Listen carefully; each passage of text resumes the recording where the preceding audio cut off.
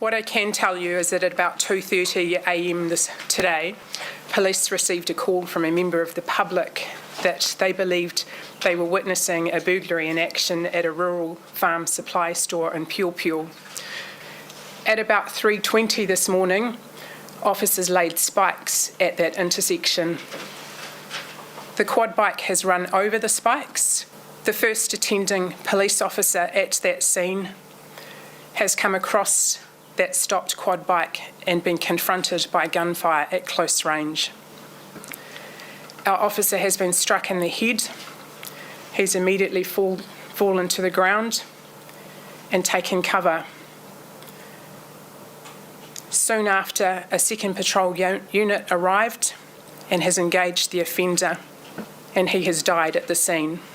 Not totally unexpected, and yet it was not likely to end well, but it's still tragic all round, and particularly for the children. Soon after 4:30 today, we've located Tom Phillips' remaining children. They've been found in a campsite not far from here, further up the Tianga Road, and they are with police officers now and being removed from that location. I can confirm that the children are well and uninjured. Jaime Lyth is our Herald reporter at the scene, joins us live. Jaime, good morning. Good morning, Ryan. How are you? Very well, thank you. Tell us, what do you know, what updates have we had, if any, from police overnight or this morning? There haven't been many updates overnight, but Richard Chambers, the police commissioner, did talk this morning and said that police had to take a very cautious approach towards the children at the campsite. This is because the other child, the one that was originally rescued first, warned them that there were guns at the site. He described it as the campsite as some structures, and he said that it was clear the family hadn't been there long, which is unsurprising because police and the public know that part of the reason that Tom Phillips and his kids were able to stay away from police for so long was that they moved around a lot. So obviously a very delicate situation for police. Just talk us through how that, finding the children, finding the campsite, how that unfolded.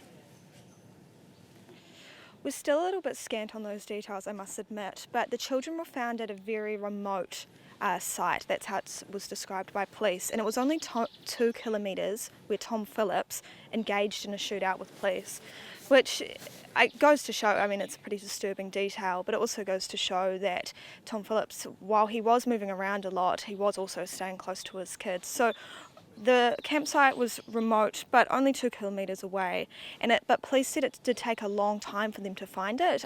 They would have had to find it on foot as well, coming off the road and into the dense bushland like you can see behind me. It's incredibly dense. What are people, the locals there, telling you, Jaime? What's the mood like there? So locals expressed mixed emotions. Some people in Marakopa, where I went yesterday, they didn't want to talk about it. They were, a little bit hostile towards media. But then also some other people said, that it wasn't actually a surprise that it ended up like this. It's still upsetting and disappointing, but we knew Tom Phillips was armed, so did the police, and we knew that he was unpredictable. He had those previous allegations for the bank robbery, the supermarket robbery. So yeah, it wasn't unexpected that it ended like this, but that doesn't make it any less tragic. No, certainly doesn't. Jaime, what about others helping out? The police have been convinced that from the beginning he must have been getting some kind of help from the community or others in the community. Do they still think that?